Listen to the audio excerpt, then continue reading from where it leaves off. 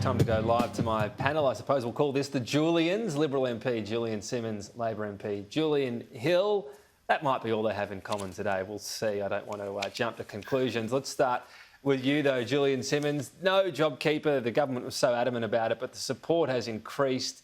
Is Newspoll giving us an indication as to why? Because there's a lot of voters unimpressed with Scott Morrison's handling overall of COVID. Why do you think that is? Yeah, Tom, the two Julians, it sounds like a bit of a comedy duo, doesn't it? We'll see how we go. You'll have to be very careful who you direct a question to. But no, look, I think that, look, polls will come and go. You know that. I don't think Labor will be high-fiving themselves out of this news poll. Albanese is still vastly unpopular compared to Morrison. But, you know, Australians are frustrated with the COVID situation. They want to get out of lockdowns, and the way to do that is to get vaccinated. They know that the Morrison government closed the borders quickly. If you were going to be anywhere in the world, you'd be in Australia. And we've now progressing the economic recovery to the extent we've got more jobs today than we did before COVID started. And we're now rolling out the vaccine at a rate of 1 million doses every 8 days. So Australians want out of lockdowns. We understand that. And the way to do it is to get vaccinated like I have and like many others have. You said frustrated with COVID. Australian voters are clearly frustrated with the Morrison government. Why do you think that is?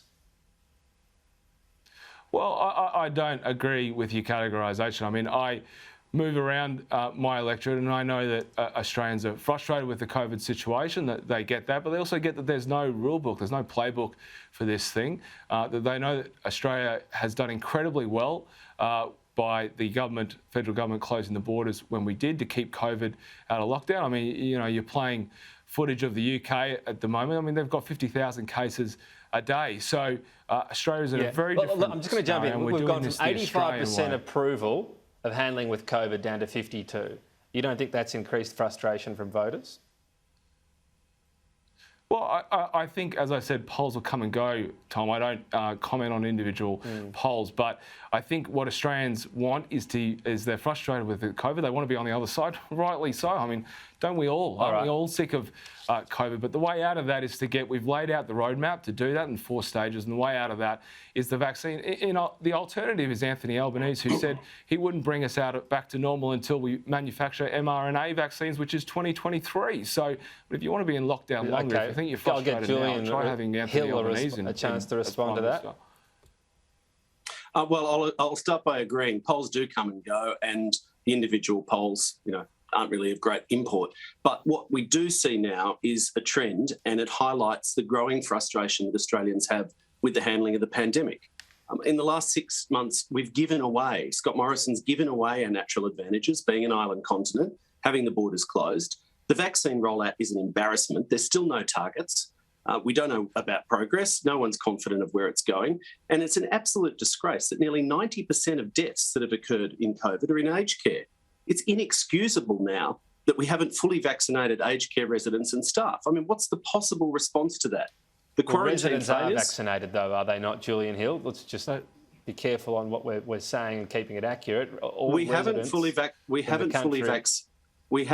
vaccinated all of the people working in aged care, and there's no firm target for that. They keep making up the targets as we go along. Workers. Important to make. Well, we do hear of individual cases of people, and I accept that we've made progress on that. But we should not be in this situation. There should be federal responsibility for quarantine. We should have had purpose-built quarantine. The Prime Minister goes into hiding. A week ago, he just disappeared for 6 days. There's no sense of taking responsibility, and I think that's what you're seeing reflected. We've got 12 million Australians locked down, 35,000 Australians locked out of the country still, abandoned by the federal government. And the cost of this mess that's been created is horrendous. Billions of dollars of damage every week to the economy, Julian, billions of dollars more on the talk about responsibility. I think you've got to take responsibility for the way that Labor keeps talking down the vaccine rollout like you do. I mean, you weren't correct in a lot of what you've said just then. Federal facilities are vaccinated in terms of aged care, and we're rolling out doses at a rate of over 1 million every 8 days, over 10 million vaccines already in people's arms. So, Labor keeps talking down the vaccine rollout. It is a disgrace. There's no target for the vaccine rollout. Take responsibility and you should encourage Australians to get the vaccine because there are supplies ready to go. From their own failure. to distract from their own failure. I mean, we've got about 10% of people in this country fully vaccinated, last in the OECD, still bouncing around number 100 in the world. Let me put this to you. The clearest failure here... Again, you shouldn't talk Julian down Simmonds, our let me put forces this to you. as just a distraction. This is important. The one thing there was a clear target on, and we have had enough vaccine for, was 1A, the high priority group. Aged care workers are still only about a third double vaccinated. NDIS workers, even lower than that. NDIS participants, people with a disability, are hovering around 18% double dose vaccination. Why is that such a failure in so many different elements of 1A that was supposed to be done in April? Well, because the vaccine rollout is mandatory. We've now said that aged care workers need to get the vaccine. So there's been a change amongst National Cabinet to ensure that is the case. And they remain the priority grouping.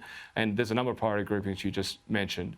But what about at NDIS a rate of more than a million every 8 days, over 10 million vaccines already, we're clearly rolling out the vaccine and getting a level of immunity in the community that is going to allow us to avoid further lockdowns. I mean, there's supplies out at GPs at the moment, and people need to book in if they're in a priority group, particularly if they're over 50, need to book in and get the vaccine, whether they work in aged care or anything, basically, I'd say.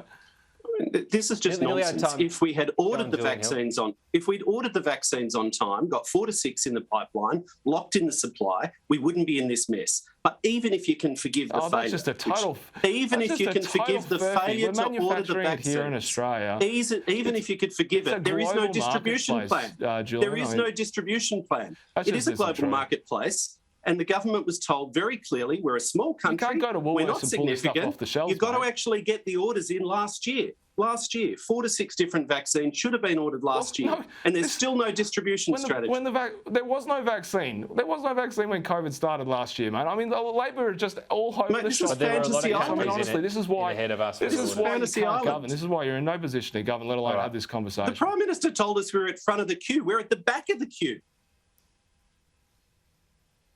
All right, we're nearly out of time. Do you want to reply to that, Julian Simmonds, before we go? Where are we in the queue? It's not the front from looking at the rest of the OECD countries, is it?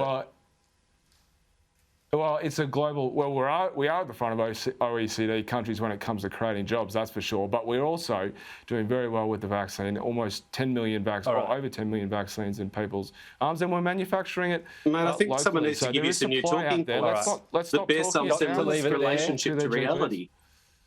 Nearly out of time, we're short on it, so I'll just say, Julian's, thank you. Talk soon.